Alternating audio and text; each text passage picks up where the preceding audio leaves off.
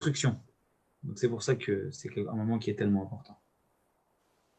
Donc celui-ci, là, il ne bouge pas jeudi alors.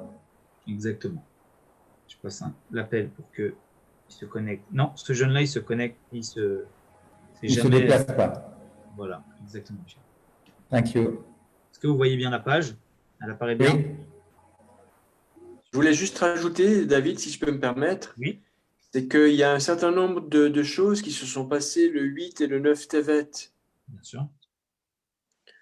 Alors, je ne sais plus exactement, mais enfin, le 9 Tevet, c'est le décès de Ezra, le scribe, qui, paraît-il, aurait pu être celui qui nous aurait apporté la Torah. C'est la naissance de JC aussi, le 9 Tevet. Et puis, j'en oublie deux encore. Il y a plein de raisons, finalement. Ouais, je ne sais plus.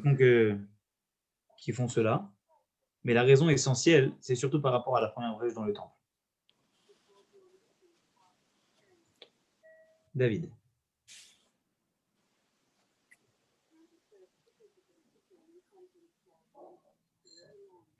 Voilà, j'ai juste branché le téléphone. David, je croyais que c'était le siège et pas la brèche. C'était le siège de Jérusalem. Oui, le siège, effectivement. Pas siège. C'est le siège. La brèche, c'est le 17 Tammuz. Non, c'est. Voilà, c'est ça. Parce qu'au fond, il y avait la haine gratuite. Et on n'était pas capable de s'entendre entre nous.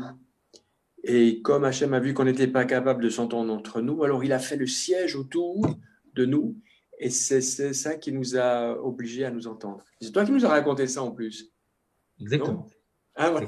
On en a parlé jeudi. C'est bien. Tu retiens, c'est l'essentiel. Alors, Ronnie, tu es là? Ronnie, super. Boker Tov, Ronnie. Alors, on y va, on commence.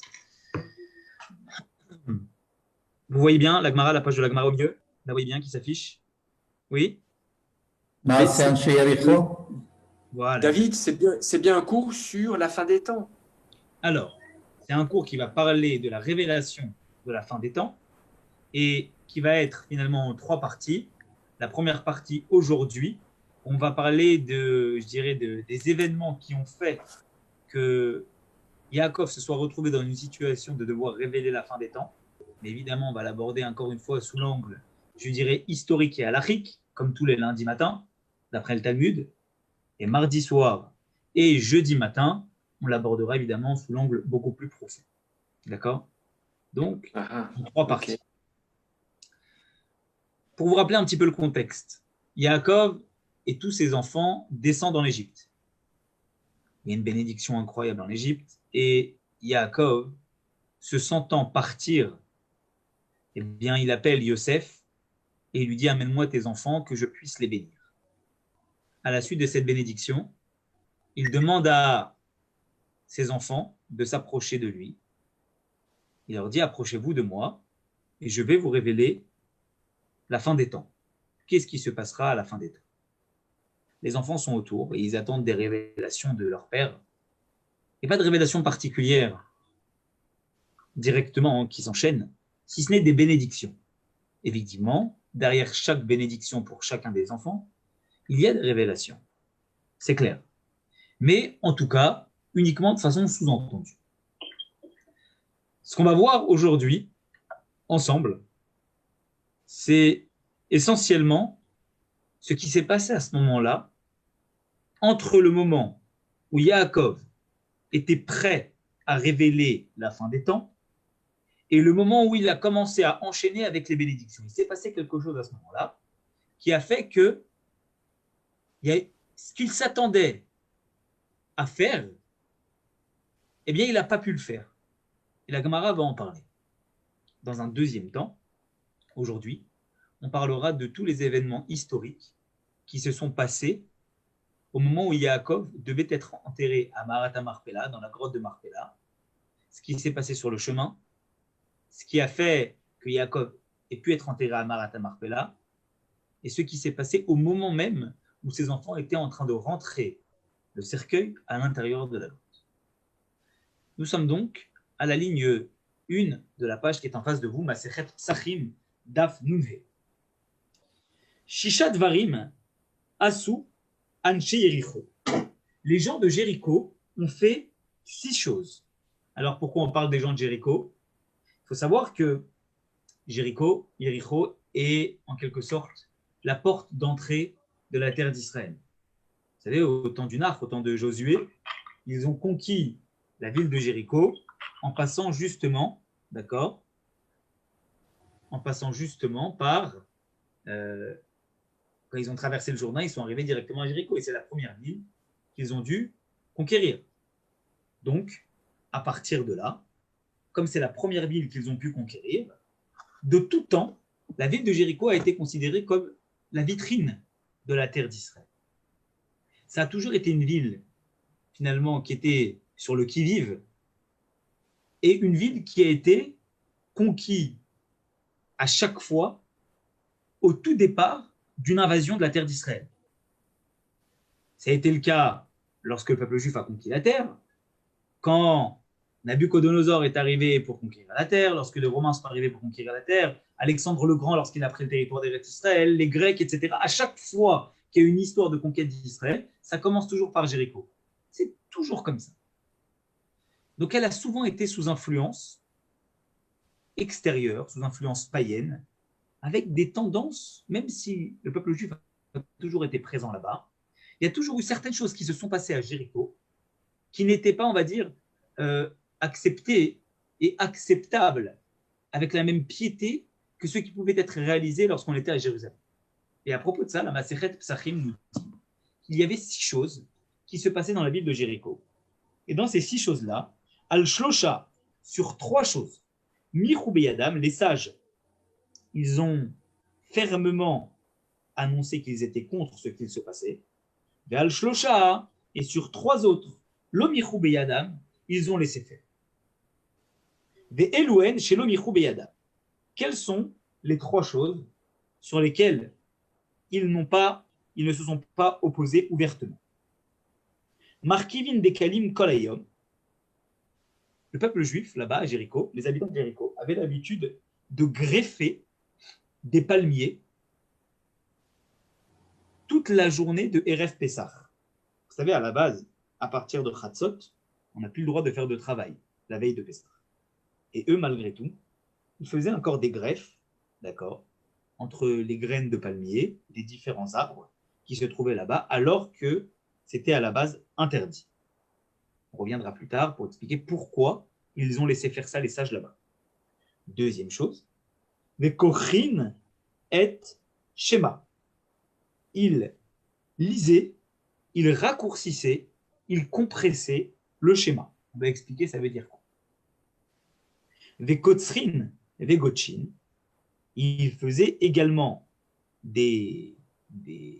comment dire, vous savez, ils prenaient le blé, ils en faisaient des gerbes de la nouvelle récolte, et ils faisaient la moisson également de cette nouvelle récolte, l'ifné à Homer, avant le Homer, alors qu'à la base, pour la nouvelle récolte, on devait attendre d'apporter le corban du Homer pour pouvoir faire ça.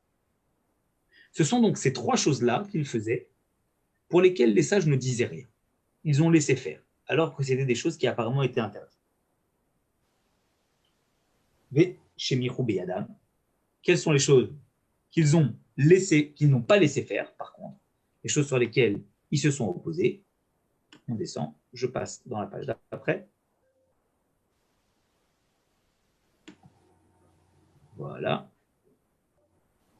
Matirine, ils ont permis, d'accord, ils se sont permis, les gens de Jéricho, Gazmiot Shel Egdesh. À l'époque, qu'est-ce qui se passait? Les arbres de caroub, vous savez, les caroubiers, a toujours été un fruit qui était sain. Et les arbres de caroub, les caroubiers, avaient été sanctifiés déjà depuis la conquête de Josué comme étant des arbres qui seraient réservés, des fruits seraient réservés pour le temple. Autrement dit, ils n'auraient une utilisation exclusivement que sainte. Et les gens de Jéricho, qu'est-ce qu'ils ont fait? Eh bien, eux, ils ont dit qu'ils caroubiers, on pourrait les utiliser pour n'importe quel besoin, même pour des besoins profanes. Finalement, il commençait à consommer également les fruits de ces caroubiers, d'accord, pas uniquement en les consacrant à des besoins sains, mais également pour des besoins profanes. Orlin mitachat alesharim des Shabbat, on est ligne 1 en haut, ils avaient l'habitude de manger sous les palmiers, d'accord, le jour de Shabbat. On va expliquer également pourquoi, la Gemara va l'expliquer après. Ils se sont opposés. Les notnim pa les yarak, et ils laissaient dans chaque arbre, enfin dans chaque pousse de légumes, un coin du champ pour les pauvres. Quel était le problème? Il y a une halakha qui dit que dans tous les coins pour lesquels nous consacrons un coin du champ pour les pauvres en tant que PA, eh bien, cette même récolte, ces mêmes arbres sont dispensés de maaser. Autrement dit, c'est soit maaser, soit PA. Soit tu laisses un coin du champ qui est réservé pour les pauvres, dans le cadre de la PA, et ce même coin du champ ne rentre pas dans le compte du maaser, la dîme que tu dois prélever, soit si tu donnes le maaser, à ce moment-là, tu n'as pas besoin de donner PA. Qu'est-ce qui s'est passé? À la base, la PA concerne ce coin du champ qui est réservé, ne concerne pas les espèces, d'accord, des légumes. Ça concerne les fruits d'Israël. Le maaser, lui, concerne eh bien, tous les fruits et pas les légumes. Mais le problème, c'est que les gens de Jéricho, qu'est-ce qu'ils ont fait? Ils ont dit, on va laisser un coin du champ, d'accord, pour pouvoir justement donner la PA. Comme ça, on n'aura pas besoin de devoir prélever le maaser dessus. Ils ont fait un petit calcul, ils ont dit, c'est plus intéressant pour nous de laisser un coin du champ et de ne pas donner le maaser sur les légumes, plutôt que de devoir donner le maaser et de ne pas donner la PA. Ils ont dit, on va faire ça. Et là, les chachamim, ou mirchou beyadam chachamim, et les chachamim, ils se sont fermement opposés à ça. Mais excuse-moi, sur la partie là où s'ils donnent la PA, le reste, ils doivent prendre le maaser sur le reste ou pas? Oui, sur tout le reste. Mais ça ne rentre pas dans le calcul. Ça veut dire que cette partie de PA, d'accord, elle ne rentre pas dans le calcul. Eux, ils ont dit, tu sais ce qu'on va faire? On va donner PA, on ne donnera pas maaser dessus. Ça sera tranquille, c'est plus simple pour nous. Ça, c'était le problème.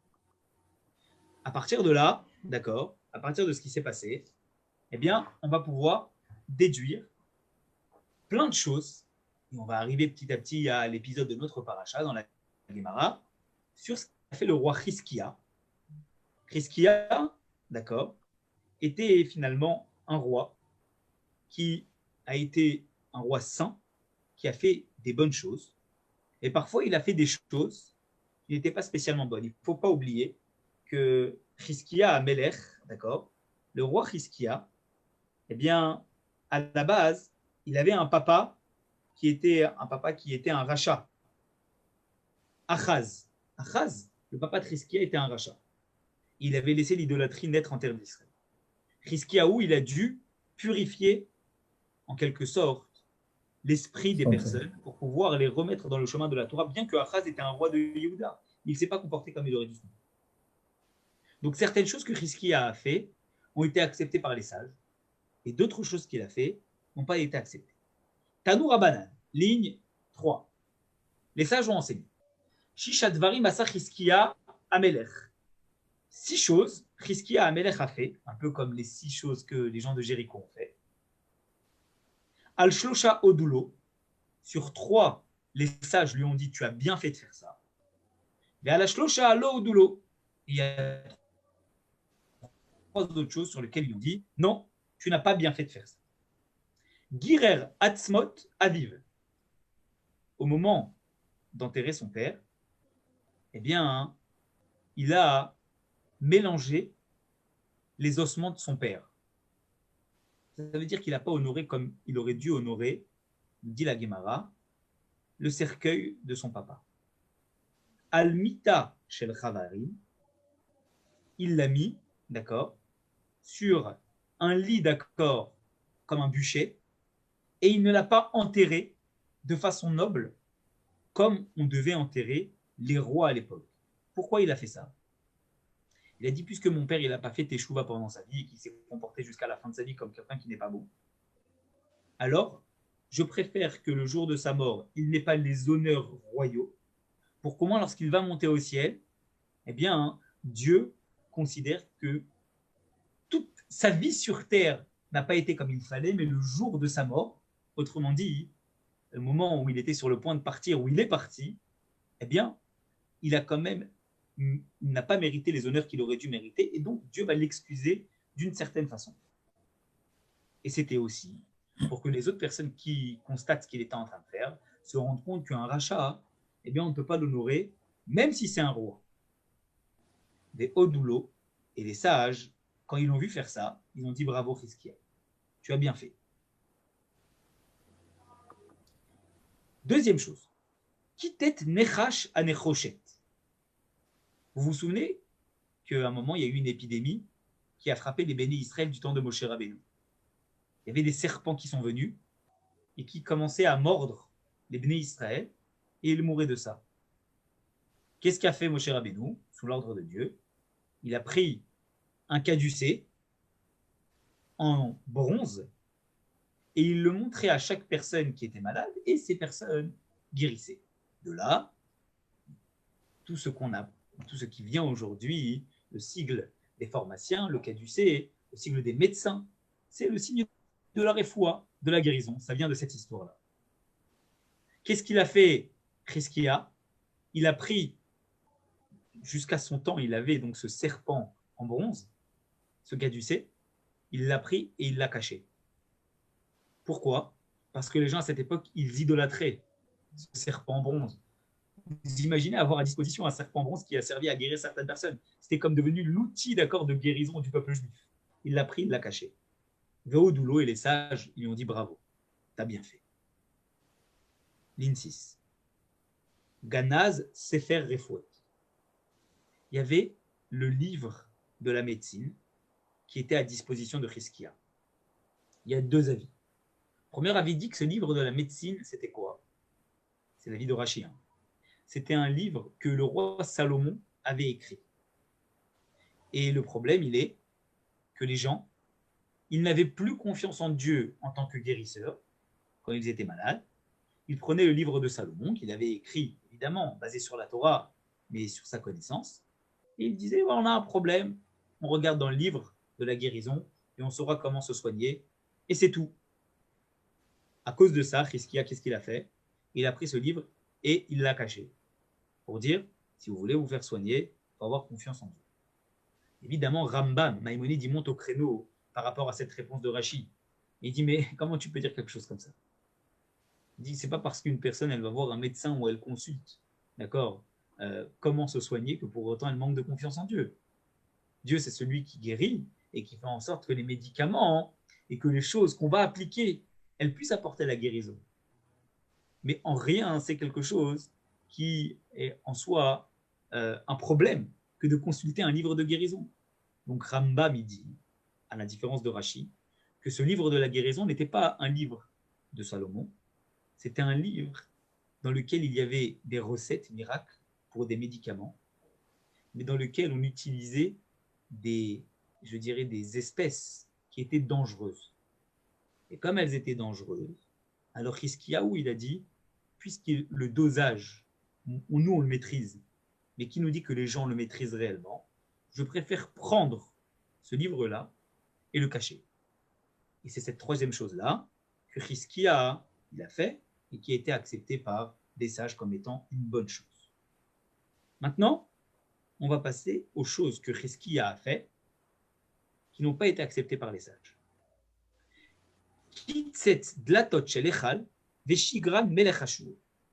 Qu'est-ce qu'il a fait, Chizkiyahu? Il a, en quelque sorte, raccourci, enlevé les portes du Echal, du parvis du temple, et il les a données à Sancheriv, le roi de Hachour, pour pouvoir payer les impôts qu'il aurait dû payer. Sancheriv, qu'est-ce qu'il a fait, le roi de Hachour, qui après divisé les 10 tribus et qui les a exilés, il a mis un impôt très fort du temps de Chizkia au peuple juif. Qu'est-ce qui s'est passé? Chizkia, il a vu ça. Il a dit, ok, je vais te payer l'impôt. Pas le choix. Il a payé l'impôt avec tout l'argent qu'il y avait dans le temple et il a sorti des caisses, des trésors publics du roi et il a payé avec ça.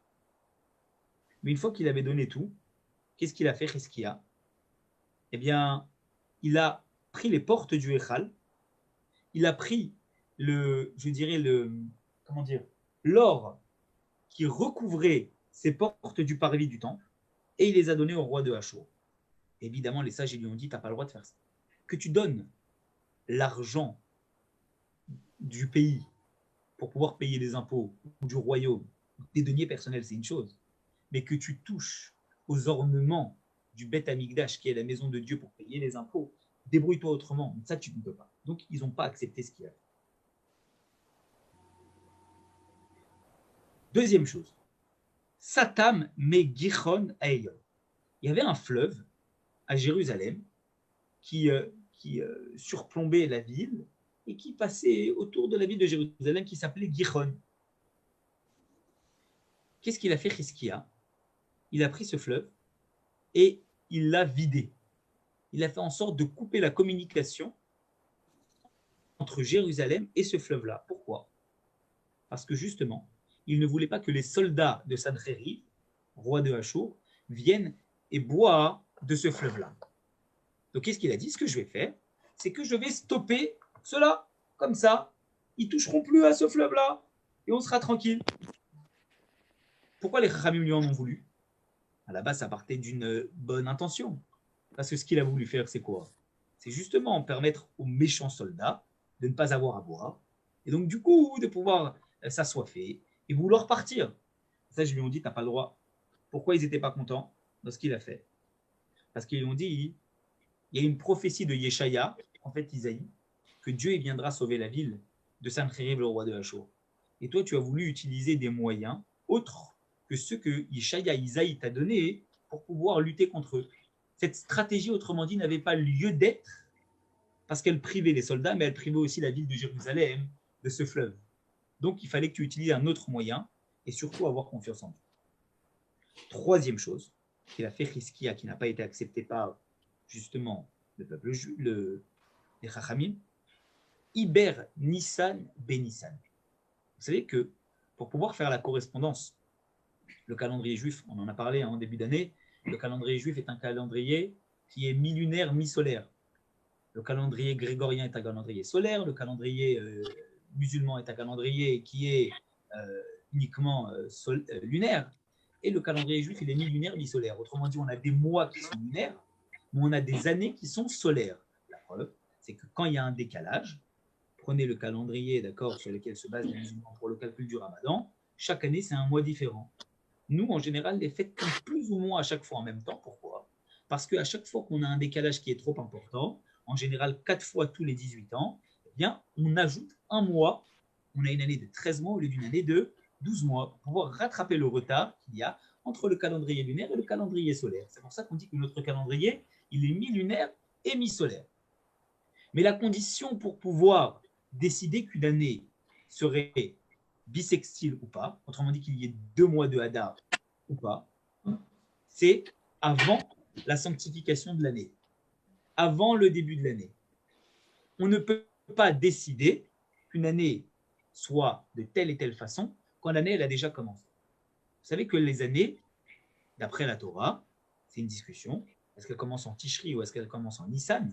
Les années thoraïques commencent à partir du mois de Nissan. Vous regardez ce que la Torah nous dit sur les années, on voit bien que le premier mois, c'est toujours Nissan.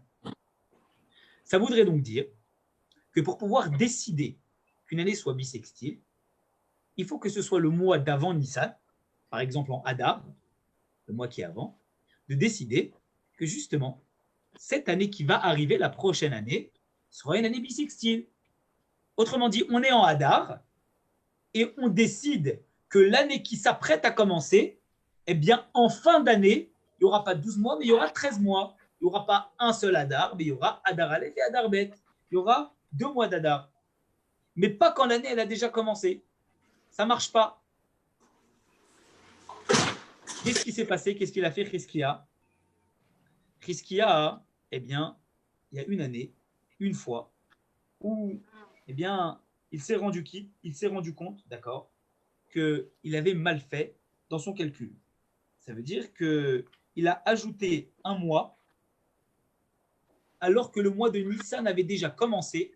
Au milieu du mois, il a dit, ce mois-là, c'est pas Nissan, avant Pessah, ce mois-là, c'est Adar. Il a dit, mais pourquoi tu fais ça? Il a dit, c'est très simple. Mon père, Achaz, il vient de mourir. Puisqu'il vient de mourir, et que vous tous, vous l'avez suivi dans l'idolâtrie, alors automatiquement, il vient de mourir, on vient de commencer le mois de Nissan, on est censé dans 2 semaines apporter le sacrifice de Pessah.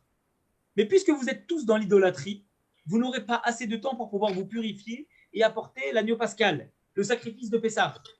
Donc qu'est-ce qu'on va faire? Même si le mois de Nissan il a commencé, on va décider que ce mois-là c'est Adar. Comme ça, eh bien vous aurez un mois pour vous purifier et le mois prochain ça sera Nissan et vous pourrez commencer à apporter le Korban Pessah en son temps, des Moado.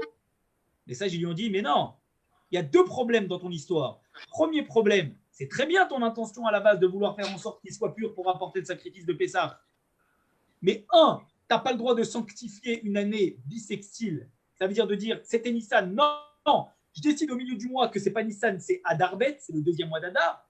Parce qu'il y a une loi claire dans Kiddush HaChodesh, dans la sanctification du mois, que quand le mois il commence, l'année, elle est déjà sanctifiée telle qu'elle, ou tu décides avant l'année, ou tu décides plus. Et là, c'est déjà Nissan et tu as décidé que non, l'année c'est bissextile, ça ne marche pas. 2e problème, il y a une autre façon de pouvoir apporter le sacrifice de Pessah quand on n'est pas pur.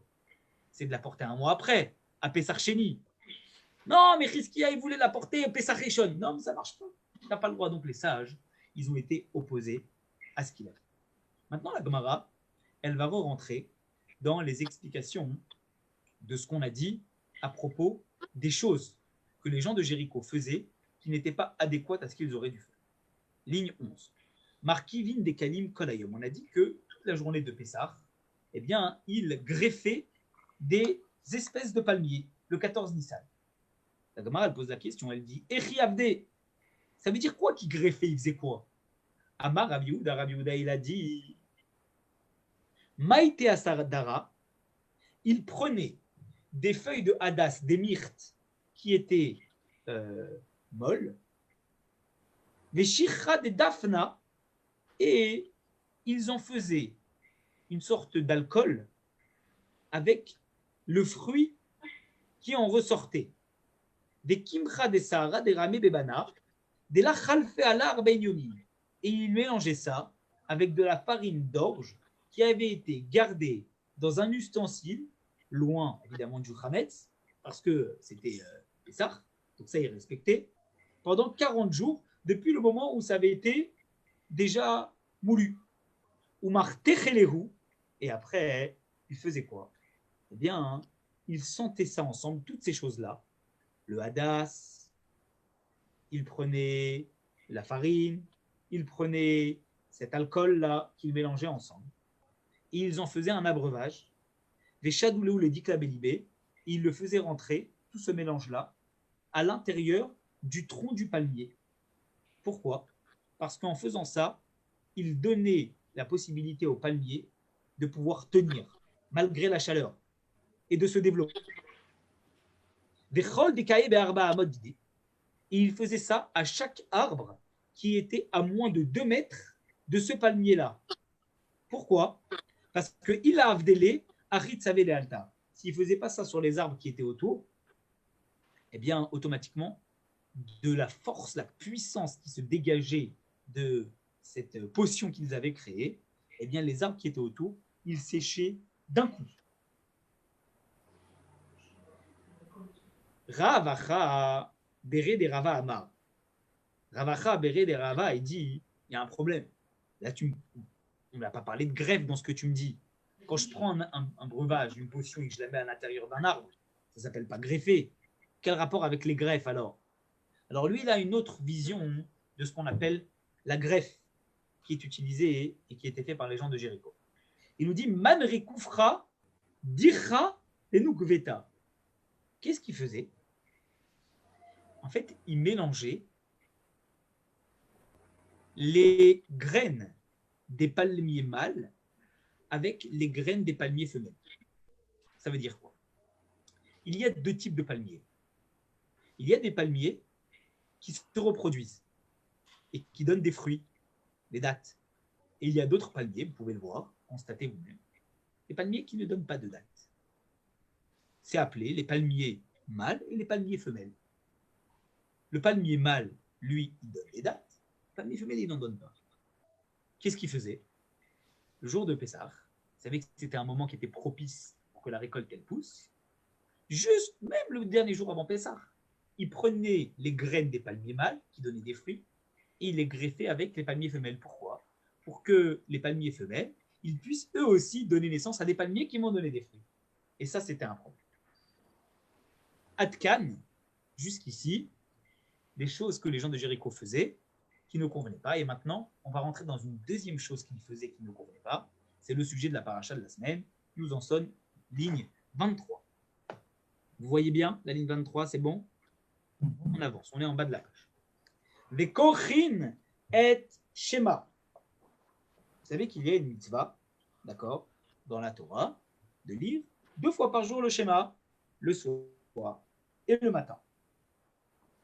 Maintenant, on va parler de comment doit-on lire le passage de Ve'ahavta, le premier paragraphe du Shema.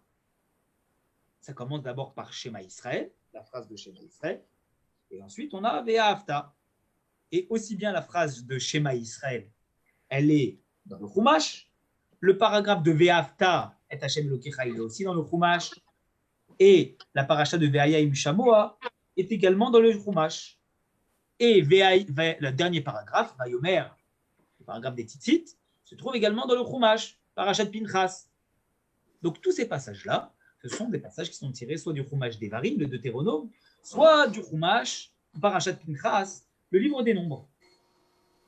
Il est écrit que les gens de Jéricho, Kochin et Shema, ils disaient le schéma pas comme il fallait. Ça veut dire Echiyavde, comment est le cas? Comment il faisait? Amar Rabbi Yehuda, il dit Omrim, il disait Shema Israël Hashem Elokeinu Hashem Echad Velo hayu mafsikin.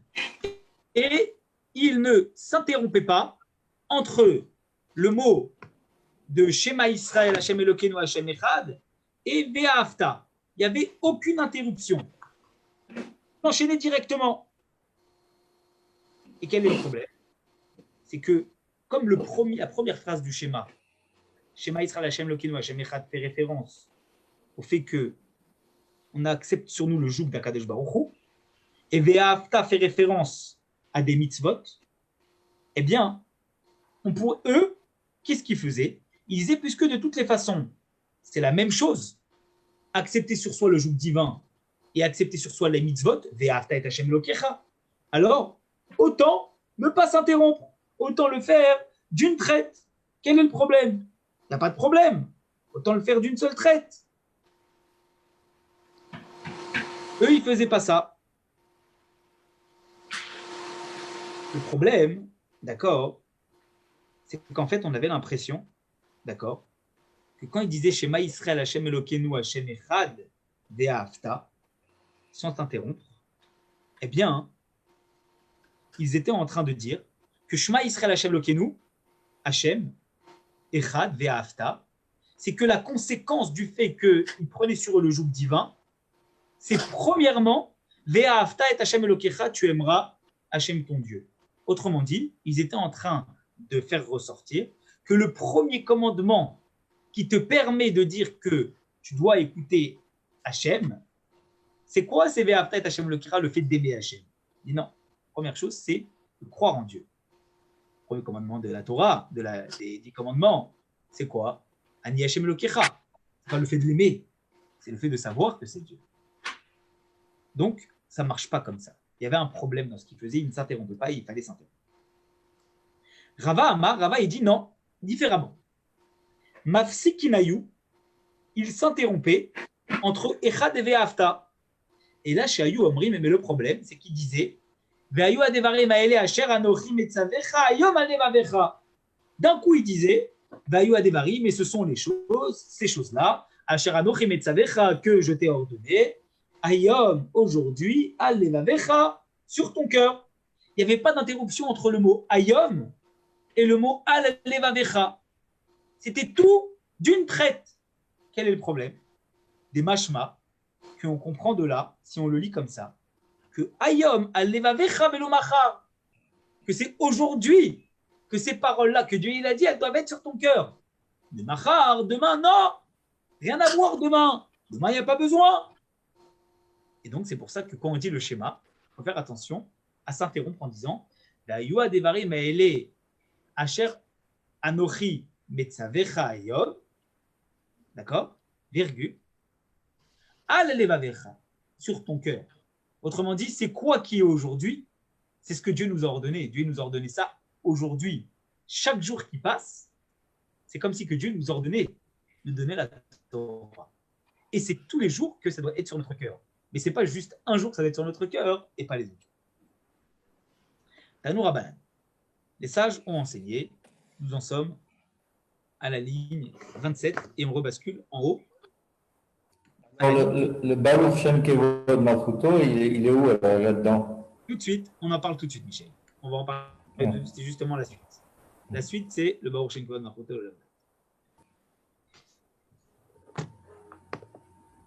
Tanou Rabbanan, les sages ont enseigné. Keitzad ayu kochin et shema. Comment il raccourcissait le schéma? Omrim, il disait Shema Israël Hashem Elokeinu Hashem Echad. Velo ayu mafsikin, et il ne s'interrompait pas. Divrei Rabbi Meir, ça c'est les paroles de Rabbi Meir. Rabbi Yehuda Omer, Rabbi Yehuda dit mafsikin ayu. Il s'interrompait. Mais le problème, c'était quoi? C'était que lo ayu Omrim Baruch Shem Kivod Malchuto Olam Vaed, il ne disait pas Baruch Shem Kivod Malchuto Olam Vaed. Donc cette fameuse phrase que nous disons, il ne le disait pas. Il sautait. Ve'anan, la Gemara pose la question. Maïta'ama amrilanle. Pourquoi on dit Baruch Shem Kivod Malchuto entre les deux versets? Pourquoi on dit Shema Israël? Et avant de dire Ve'afta, on dit Baruch Shem Kivod Malchuto Olam Vaed. D'où est la source, d'où est l'origine de cela? La Gemara elle répond, elle dit Kedaresh, ligne 33. Rabbi Shimon ben Lakish de Amar Rabbi Shimon ben Lakish. C'est Rabbi Shimon ben Lakish qui nous a appris ça. Au moment où Yaakov Avinu, dans la paracha de la semaine, il a réuni ses enfants avant de mourir, il est écrit dans la Torah que Baïkra Yaakov el Banav, Yaakov a rassemblé ses enfants. Yomer, il leur a dit, et Asfu Vagid alachem, rassemblez-vous, et je vais vous dévoiler, d'accord, ce qui se passe à la fin des temps. Bikesh Yaakov les galot les Banav Ketsayamin. Yaakov, il a voulu, d'accord, dévoiler à ses enfants, d'accord, la fin des temps, ce qui allait se passer, les guerres qu'ils allaient gagner contre les ennemis, etc., etc. Venista kam menu shrina, et à ce moment-là, la shrina s'est voilée de lui, il n'a pas pu. Amar, il a dit, Shema chas v'shalom yesh bemitati. Soul, il a dit en fait, peut-être que comme j'étais sur le point de vous dévoiler quelque chose de tellement puissant, et que je n'ai pas réussi à le faire, c'est que malheureusement, chez mes enfants, il y en a un qui ne croit pas en Dieu comme il faut croire en Dieu. Qui est Abraham. Comme Abraham, chez Yatsam Imenu Ishmael, Abraham n'a pas eu ce mérite parce qu'il a eu Ishmael. Véavi et mon père Yitzhak, chez Yatsam Imenu Esav, qui a eu Esav.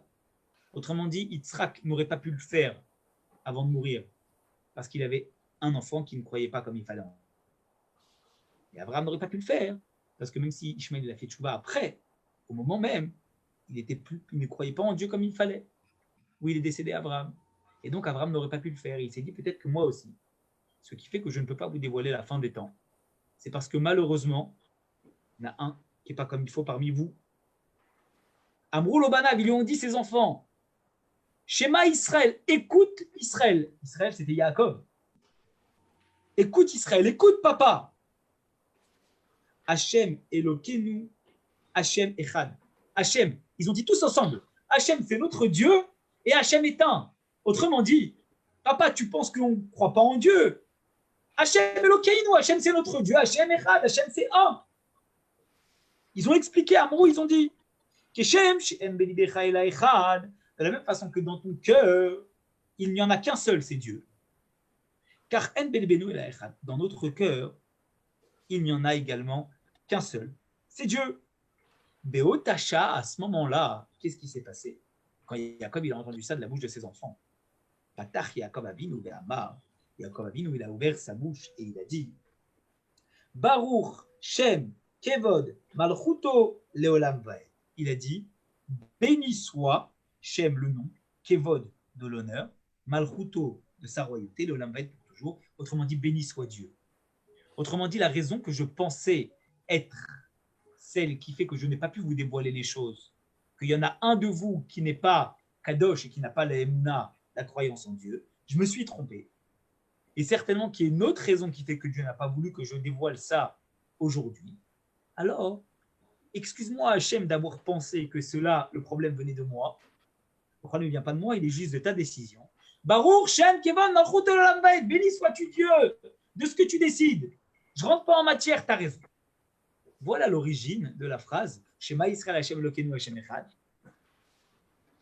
On pense, nous, quand on dit Shema Israël, qu'en fait, on est en train de nous dire à nous Shema Israël, toi, tu te parles à toi, le peuple juif. Mais en fait, cette phrase, elle vient montrer à quel point nos ancêtres y croyaient en Dieu et qu'ils étaient tous unis dans la croyance en Dieu, parce que les enfants de Jacob, ils ont dit ça avant justement qu'il leur dévoile la fin des temps. Et bien, ça vient de Jacob, que lui-même, il a dit cette phrase-là. Abré Rabbanan, on est ligne 43, ils ont dit, les sages, Echina Aved, ils ont dit, les sages, comment on fait Nemrei Nehu, Baruch Shem Kevod Malchut Olam Vaed, c'est une partie du schéma, mais ce n'est pas une partie du schéma. Lo Amaru Moshe Rabbeinu, Moshe Rabbeinu, il ne l'a pas dit. Que tu me dis que finalement, c'est quelque chose qui est très important, j'accepte. Mais Moshe Rabbeinu, dans la Torah, il n'a pas dit. Il a dit la phrase de Shema Israël. Il a dit le paragraphe de Be'afta et Hashem Elokecha. Il a dit Ve'ayim Shamoa. Il a dit la paracha des Tzitzit. Mais Baruch Shem Kevod Malchut Olam Vaed, c'est pas écrit dans le Chumash. Comment tu peux l'inclure dans le Shema Israël? Amaru Yaakov. Yaakov, il l'a dit. Donc on a un dilemme. Moshe Rabbeinu, il ne l'a pas dit. Mais Yaakov Avinu, il l'a dit. Alors qu'est-ce qu'on fait? On le dit ou on ne le dit pas? Ah, quand tu as ce dilemme, qu'il y en a un qui l'a dit, qui est très sain, et l'autre qui ne l'a pas dit, et qui est aussi très sain. Itkinu, ils ont institué les sages, chez Iyu Omrim Oto Bechashai, qu'on le dise à voix basse. Voilà pourquoi Baruch Shem Kevod Malchut Olam Vaed, on le dit à voix basse. Parce qu'en fait, comme il ne fait pas partie des mots du Chumash, et que Jacob lui-même, il l'a dit, alors à ce moment-là, on le dit, mais à voix basse. Amar Rabbi Yitzhak, il a dit Amre Deve Rabbi Ani. On avait l'habitude d'enseigner dans la yeshiva de Rabbi Ani. C'est comme un petit peu la parabole des Batmeler d'une fille de roi, chez Richat Sike Gdera, qui a senti un plat exceptionnel. Le problème, c'est qu'elle n'a pas le droit de le consommer. Im Tomarti, tu dis que Yesh Lagnaï, que c'est pas honorable pour elle de consommer un plat qu'elle n'a pas le droit de manger. Et donc, ça va lui causer du tort. L'Otoma, Yesh Latsa'a, mais d'un autre côté, si tu ne dis pas, ça va lui causer un tort. D'un côté, elle a envie de ce plat-là. Et d'un autre côté, si elle le consomme, ça va lui causer du tort. Pourquoi? Parce que ça ne se fait pas pour cette femme-là de consommer ce plat-là, qui est une fille de roi. Qu'est-ce qu'elle va faire? Ses serviteurs vont commencer à lui amener ce plat en cachette. Comme ça, elle pourra le consommer, mais personne ne saura qu'elle l'a consommé. Et donc, de cette façon, il n'y aura pas de problème. Amar Rabbi Abba ou Rabbi Abba, où il a dit Itkinu, ils ont institué les sages, chez Iyu Amri Moto Bekolram, ils ont institué les sages que nous disions Baruch Shem Kevod Malchut Olam Vaed, à voix haute, Mipne Taromet Aminin, à cause du fait qu'il y avait les autres personnes, d'accord, les autres peuples qui ont commencé à se mélanger avec le peuple juif. Et comme ils ont commencé à se mélanger avec le peuple juif, alors il fallait que nous puissions dire avec force et virulence, d'accord, le schéma Israël et Baruch Shem Kol Malchut Olam Vaed pour montrer que nous avons confiance en Dieu et que nous voulons bénir Dieu. Benardea, il y avait un endroit, à Néardea, les Kaminim où là-bas il n'y avait pas de personnes qui se mélangeaient avec les autres peuples. À Dashta jusqu'à aujourd'hui, Amra la Bechashai, dans cet endroit-là, on le dit en cachette. Ça veut donc dire qu'en fait, pendant un moment, on a dit Baruch Shem Kol Malchut Olam Vaed à voix haute, justement pour lutter contre l'assimilation. Ensuite, quand les personnes entre deux, ils ont commencé à ressurgir dans le peuple juif, ils ont à disparaître, on a recommencé à le dire à voix basse. Et jusqu'à aujourd'hui, on a continué comme à Néardea à le dire à voix basse. Alors maintenant, j'imagine que vous avez tous la question. Comment se fait-il que à Yom Kippour, eh bien, nous disons Baruch Shem Kol Malchut Olam Vaed à voix haute. La Gemara nous dit clairement qu'on le dit à voix basse pour ne pas faire honte au fait que Moshe Rabbeinu il l'a pas dit dans la Torah. Pourquoi à Yom Kippour, eh bien, on le dit de cette façon-là. Alors, si on regarde dans le tour, on regarde dans la base du Shulchan Aruch, le socle du Shulchan Aruch, dans Orach Chaim, eh bien, c'est écrit là-bas que la phrase de Baruch Shem Kol Malchut Olam Vaed, quand Moshe Rabbeinu il est monté au ciel pour recevoir la Torah, il a entendu que les malachim, les anges, ils disent Baruch Shem Kol Malchut Olam Vaed à voix haute. Maintenant, il a eu un dilemme lui-même. Lui, il n'a pas reçu d'ora, il n'a pas reçu d'enseignement de l'écrire dans la Torah. Yaakov, son ancêtre, lui, il l'avait dit. Donc il a dit, c'est très simple. Tous les jours où on est comme des êtres humains, on le dit à voix basse. C'est tout. Moi, je n'ai pas reçu d'enseignement, on le dit à voix basse comme Yaakov. Mais il y a un jour dans l'année où on est comme les malachim. Il y a un autre jour dans l'année où on est comme les anges. Donc, puisque un jour dans l'année on est comme les anges, alors on va faire comme les anges qui disent Baruch Shem Kibod Malchut Olam Vaed à voix haute. Voilà pourquoi le jour de Yom Kippour, on dit cette phrase-là à voix haute, parce qu'on est comme des anges, assimilés à des anges, et on le fait comme les anges. Ça, c'était pour le début de la Sougia concernant le schéma Israël et finalement le Baruch Shem Kibod Malchut Olam Vaed. On va basculer maintenant, pour les minutes qui nous restent, à parler du moment où Yaakov Avinu, il a été enterré et apporté d'Égypte en direction de Maharat Amarpela par ses enfants. Nous sommes donc Masechet Sota, on bascule, on était dans Psachim, on bascule dans Masechet Sota à la page 13. Yosef Zacha, Yosef il a mérité, d'accord, d'enterrer son papa.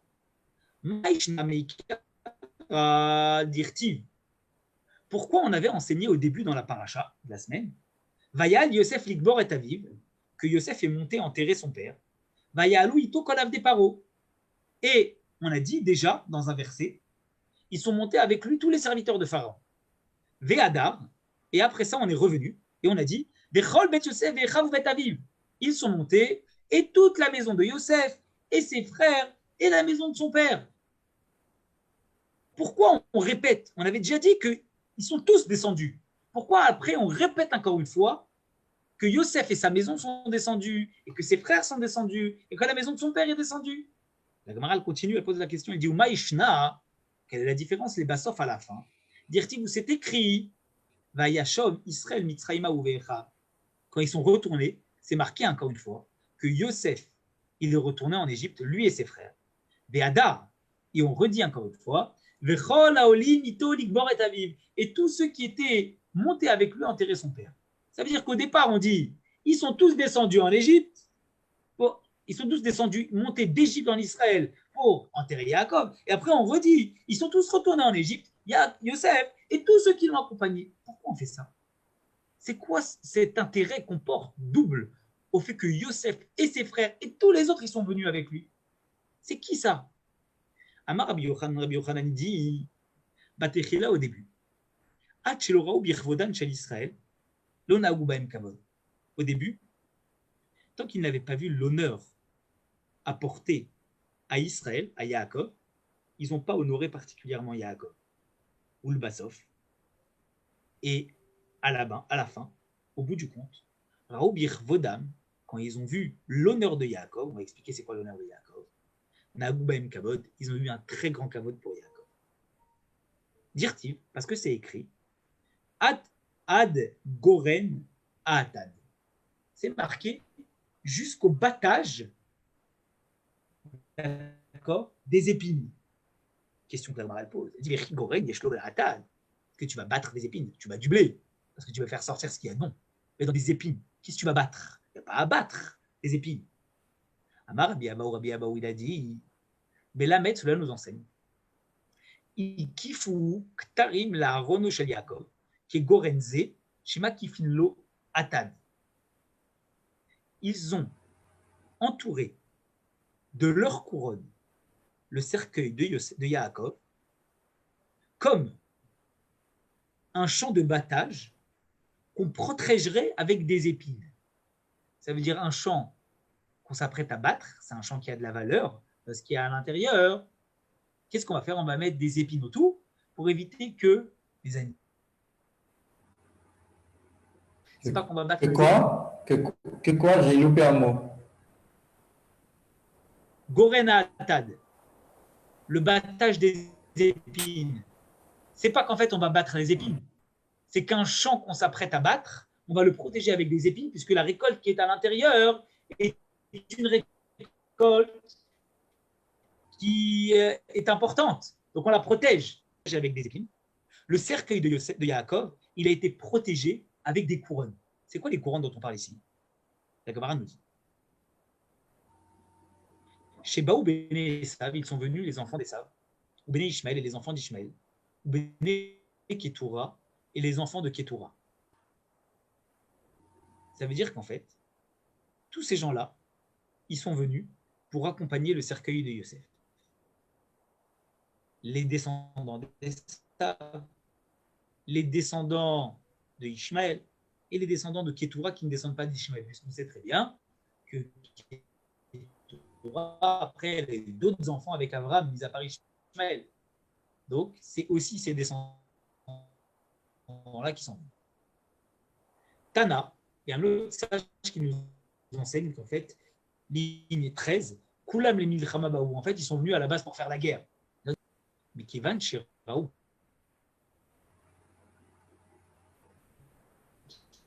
Trop chez Yosef, Taloui, Barono, chez Yaakov. Ils se sont souvenus qu'eux, ils étaient certainement très frics, qu'il y avait finalement l'Égypte qui protégeait ce cercueil-là. Parce que la couronne de Yosef, le vice-roi d'Égypte, était sur ce cercueil-là. Alors, Nat le Kulam qui traîne, ils ont dit, c'est quoi, à la base, on est venu pour faire la guerre, on va transformer les a priori qu'ils peuvent avoir sur nous, et on va mettre notre couronne comme si on était venu pour faire la paix. Donc, ils ont pris leur couronne et ils l'ont mis sur le cercueil de Yosef. Tana. Mais pourquoi tu parles de Yosef alors qu'on est en train de parler de Yaakov là? Exactement. Mais Yosef, il s'est en quelque sorte abaissé devant le cercueil de son père en prenant sa couronne royale qu'il avait sur la tête et il l'a mis sur le cercueil de son père. Quand les autres peuples ils sont arrivés pour faire la guerre au peuple juif, qu'est-ce qu'ils ont vu? Ils ont vu la couronne de Yosef. Ils ont eu peur. Ils ont dit, oulala, c'est pas juste contre les 12 enfants qu'on va se battre. C'est contre l'Égypte qu'on se bat. La preuve, c'est qu'il y a la couronne, c'est-à-dire la royauté de l'Égypte, qui protège ce cercueil-là. La preuve, on voit la couronne. Ils ont dit, on va faire comme si on était venus pour faire la paix, pour les accompagner. Ils ont pris leur couronne, ils ont mis aussi leur couronne. C'est 36 autres personnes, 36 autres princes de Esav, de Ishmaël, de Ketura, ils ont mis leur couronne aussi. Donc du coup, ces 36 couronnes sont comme les épines qui ont protégé le champ de battage qui était le cercueil de Yaakov. Ils sont venus protéger. Tana, comme on vient de dire, on enseignait également que Shloshim ve Shisha Ktarim Natu Barono Shel Yaakov, ils ont mis 36 couronnes autour du cercueil de Yaakov. David, excuse-moi, il y a une signification avec le chiffre 36? Oui, il y a une signification. La signification, c'est qu'il y avait 36 princes entre Ishmaël et Esav. Je vous donne, Rachid aborde. Première couronne, Yosef. Ensuite, 12 princes d'Ishmaël, ils sont marqués dans la Torah. Nevayot, Kedar, Adbeel, Mifsam, Mishma, Douma, Massa, Hadad, Tema, Yetur, Nafesh et Kedem. 12 princes de Ishmaël. Esav, 23 princes. Théman, Omar, Tsefo, Kenas, Korach, Gatam, Amalek, Nachat, Zerach, Shama, Misa, Yehush, Yalam, Korach, Timna, Alva, Yetet, Aolibama, et Lapinon, Mifsar, Magdiel et Hiram. Donc, les 12 princes d'Ishmaël, plus les 23 princes d'Esav, ça fait 35, plus la couronne de Yosef, ça fait 36. Voici les 36 couronnes qui étaient sur le cercueil de Yaakov. D'accord.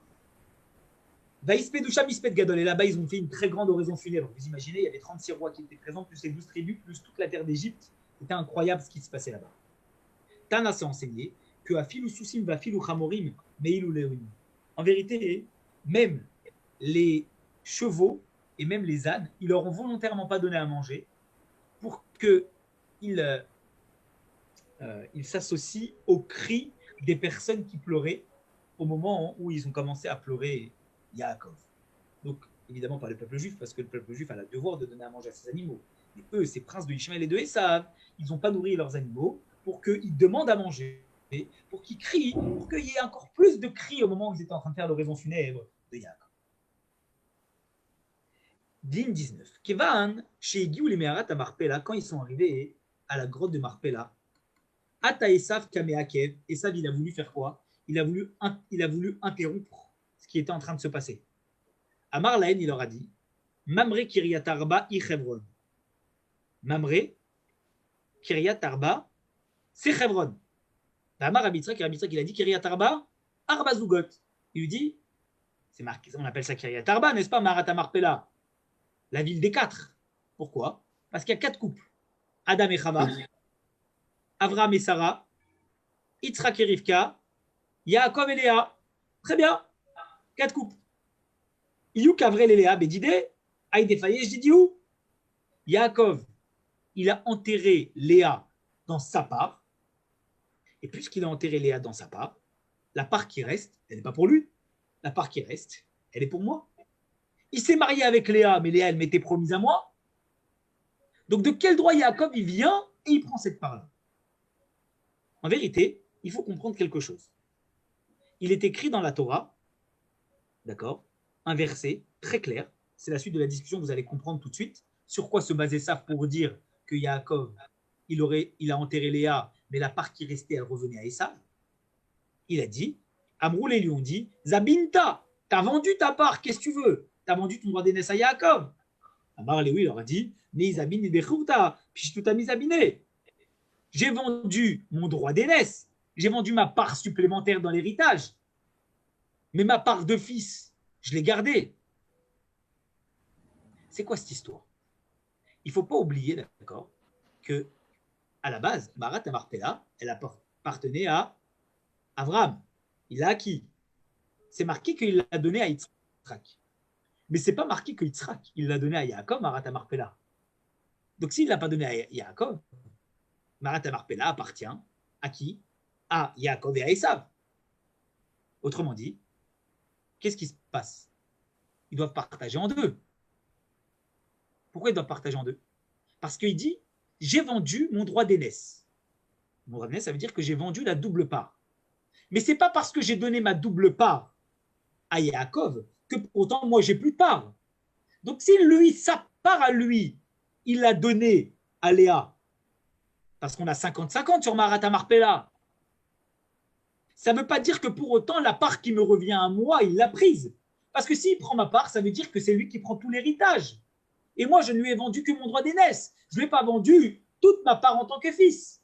Donc à ce moment-là, Yaakov, il a donné sa part à Léa très très bien. Mais moi, il me reste une part. Et cette part-là, elle me revient de droit. Qu'est-ce qu'ils lui ont dit, les frères? Et ils lui ont dit, mais non, il y a un problème. Toi, tu nous dis qu'il n'y a que Marat Marpella que tu as vendu. Et non, c'est faux. Il n'y a que ton droit d'aînesse que tu as vendu. Ils lui ont dit, regarde, Yaakov, il nous a dit très clairement qu'il y a un contrat qui prouve que tu lui as vendu ta part qui te revenait, tu lui as vendu aussi à Marat Marpella. Que le jour où vous avez signé le contrat, toi et Esav, sur le droit d'aînesse, tu lui as donné aussi ta part de la grotte de Marpella. La preuve, c'est que c'est marqué dans la Torah, Bekivri Asher Karitini. Dans ma tombe, autrement dit, dans mon caveau que j'ai acheté. Autrement dit, de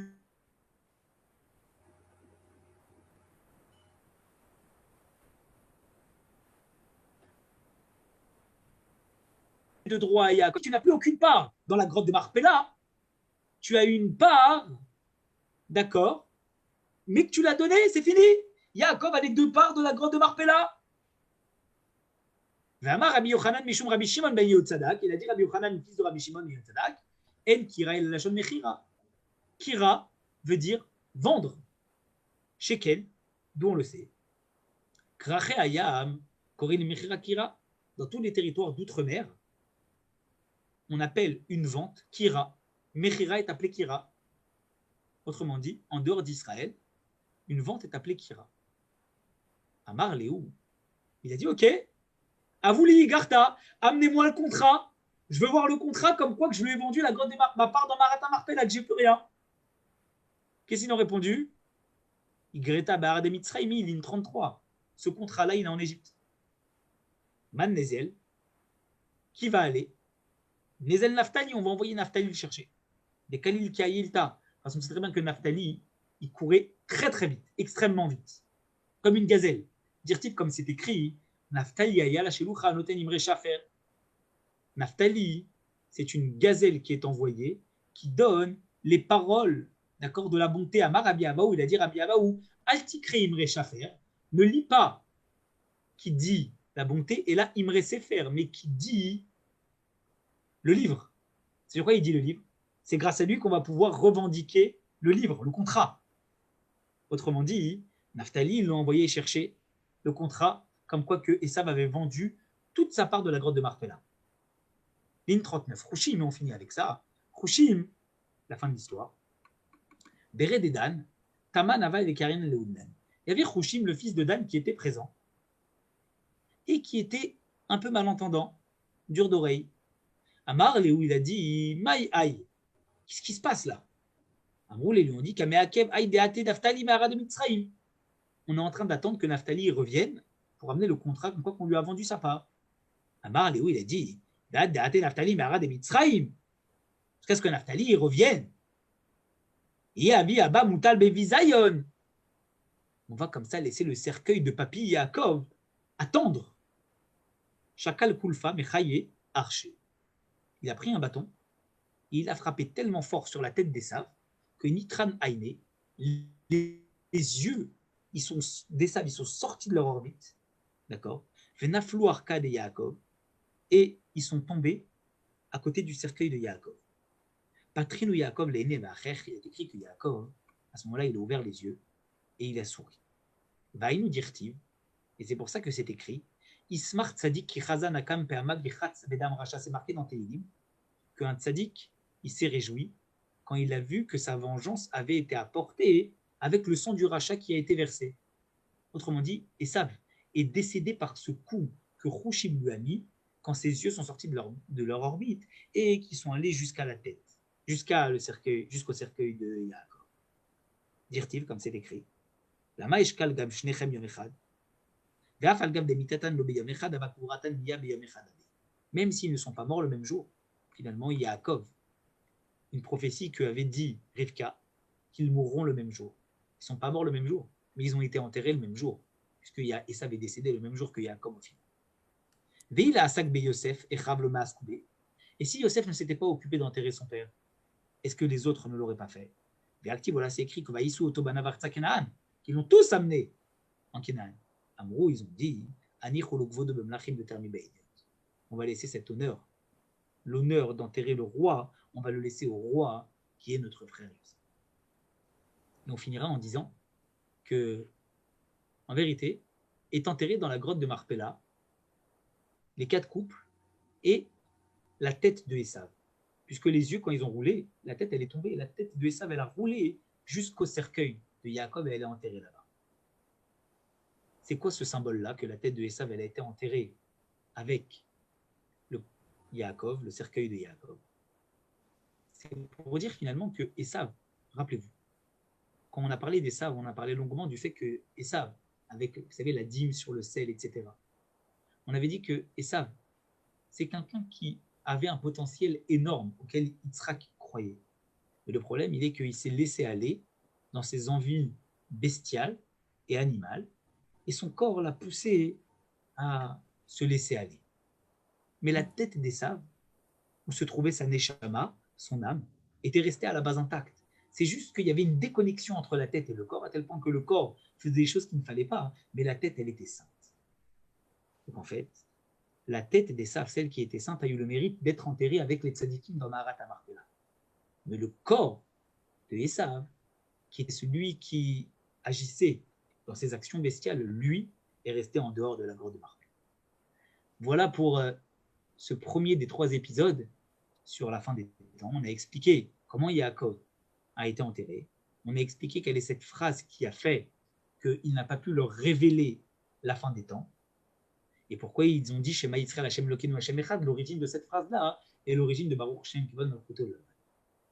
Et donc, dans les 2 prochains épisodes de cette semaine, mardi soir et jeudi matin, ce sera 2 cours complètement séparés. Celui qui assiste mardi soir, il n'est pas obligé d'assister jeudi matin et vice-versa. Mais en tout cas, ce qui est sûr, c'est qu'on abordera le caractère de la fin des temps, ce qui s'est réellement passé à ce moment-là, dans le fait que Yaakov n'a pas pu réellement aborder la fin des temps avec ses enfants. Voilà pour le cours de ce lundi matin. Merci David. J'ai juste pas compris. Tu as dit quand il s'est fait couper la tête, les yeux ont roulé et quelqu'un a souri, mais j'ai pas compris qui avait souri. Yaakov, il a ouvert ses yeux dans son cercueil et il a souri. Et comment ils ont vu ça s'il était couvert dans un cercueil? Exactement, mais ils ont sorti le corps de Yaakov. Tu sais, comment ça se passe aujourd'hui? Qu'est-ce qu'on fait? On met le corps dans un cercueil et quand on arrive pour le mettre en terre, eh bien, on prend le linceul dans le corps et on le met en terre. C'est comme ça que ça se passait. Comme il venait d'une terre d'Égypte, une terre qui était profane, alors ils l'ont mis dans une boîte pour le transport du voyage. Et quand ils sont arrivés devant le cercueil de leur père, qu'est-ce qui s'est passé? Eh bien, ils ont enlevé la boîte et ils ont laissé le corps dans le linceul et dans le talit. Ils n'ont pas vu Yaakov ouvrir les yeux, parce qu'on ne regarde pas le corps d'un mort une fois qu'on s'apprête à l'enterrer. Mais Yaakov, la Guémara nous dit, on sait qu'il a ouvert les yeux, dont on le sait. De cette phrase de t'entends plus. Je t'entends plus. Il dit que vous m'entendez? Là, je t'entends. Maintenant, je t'entends peut-être, mais je n'ai pas entendu ce que tu as dit. D'accord, alors je reprends. Il y a une phrase dans Télim qui dit il a souri, il a ouvert les yeux, il a souri, parce qu'il a été vengé du sang du rachat. Quel est le sens de cette phrase? On dit le sens de cette phrase, on le comprend par rapport à cet épisode qui est raconté dans la Guémara. Comme à la base, il était dans une boîte, et que de cette boîte-là, il a été enlevé de la boîte pour pouvoir être mis dans le linceul dans lequel il était. Alors oui, certes, ils n'ont pas vu que ses yeux ont été ouverts, ça c'est par rapport à la boîte, mais Yaakov a ouvert les yeux, dont on le sait, de cette phrase des psaumes qui a été dit, comme quoi qu'il s'est réjoui Yaakov en souriant, d'accord, au moment où il a vu que son sang avait été vengé par rapport au mal que Esav avait voulu lui faire. Donc oui, à proprement parler, ils n'ont pas vu Yaakov ouvrir les yeux, nous dit la Gemara, mais il a ouvert les yeux et il a souri et après il a refermé les yeux. Voilà ce que nous dit l'État. Ok, intéressant. Tu sais qu'il y a une phrase de la Rochefoucauld qui dit « Ni le soleil, ni la mort ne se peuvent fixement regarder ». On ne peut pas regarder, très intéressant. Et tu sais, par rapport à ce qu'on disait tout à l'heure, le 8 Tevet, c'est le jour où 28 juifs ont eu l'obligation de traduire la Torah en grec. Et qu'ils ont ils ont fait une faute exprès, et puis ils ont fait tous la même faute. Et ce jour-là, il y a eu 3 jours d'obscurité. Donc 8, 9, 10. C'est pour ça que le 10 Tevet est le jour qui est retenu pour le jeûne. Alors, par miracle, la suite de l'histoire, Antoine, c'est que par miracle, ils ont fait tous la même faute. C'est ça. Mais, ce n'est pas une faute, c'était une traduction semblable. Mais il y a un endroit où il a réussi à les piéger. Et malheureusement, la tragédie, elle a été que par la suite, il les a tués tous qui avaient traduit la Torah, parce qu'il a réussi à trouver quelque chose qui différenciait, sur lequel ils n'ont pas réussi à répondre. Et là, il les a tués. Ce qui fait que ça a été aussi un moment de pogrom. De toutes les façons, cette période-là a toujours été le 9 Tevet par rapport à la naissance de qui tu as dit tout à l'heure. C'était 28 ou 71? Eh bien, toujours été une période où juste... Non, c'est le 9 Tevet. Le 9 Tevet qui a été retenu comme le 24 décembre, 25 décembre. Et c'est pas la date réelle de la naissance de JC. Si, le 9 Tevet, si, c'est sa date réelle. Mais le 9 Tevet, cette année, il a correspondu au même jour. Oui, mais si tu veux, la date, il y a toujours une différence. Quand Constantin a créé la religion de JC, au fond, il a fait un moitié-moitié entre le paganisme et ce qui s'appelait le christianisme. Oui. Et c'est quoi ce 50-50? Et en fait, il a pris tous les rites païens et il a appelé ça le christianisme. Et au fond, le dieu des païens était le dieu soleil. Et le dieu soleil est né un dimanche, ce qu'on traduit en anglais par Sunday ou Sonntag en allemand. Et il était né le jour du solstice d'hiver. On voit bien que c'est le dieu soleil. Et ils le font ensuite, il faut que sa naissance coïncide avec le 1er janvier où il va être circoncis. Donc ça fait 8 jours. C'est encore de 24 au 1er janvier. Mais en réalité, JC, lui, dans la réalité, il était né je ne sais pas quand. En fait, mais pas ce 24 décembre qu'il a. Et c'est une date pour faire plaisir aux païens. Et il y a plein de rites dans la religion qui est issue qui est héritée des rites païens. Il y a très peu de choses au fond de ce qu'il y avait à l'époque du christianisme. Autrement dit, ils ont cherché une correspondance entre le solstice d'hiver et ce jour-là pour pouvoir rassembler les deux. Mais tu sais c'est que, ça, exactement. En tout cas, la date qui a été retenue, c'est la date du 9 Tevet. Ouais. Parce que tu sais, on appelle ce jour-là, on appelle Nitel, Nun Yud Tet Lamed. Et ça correspond en fait, si tu prends les acronymes, le Nun de Nolad, il est né, d'accord?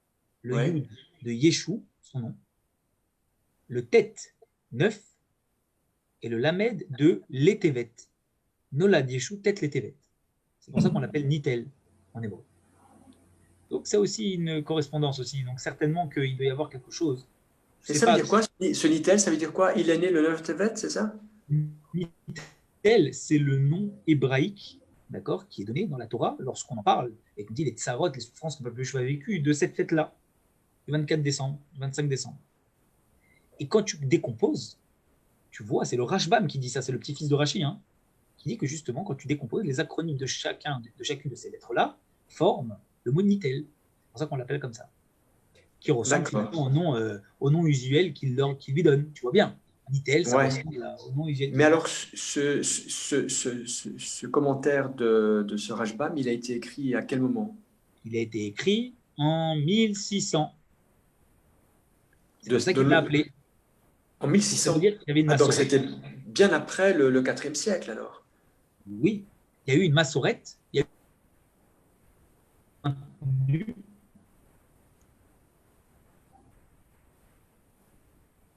On n'entend plus.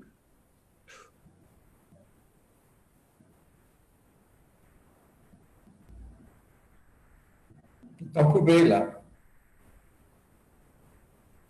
Ça n'avait pas de signification en termes de jour dans lequel il a tenu une date hébraïque.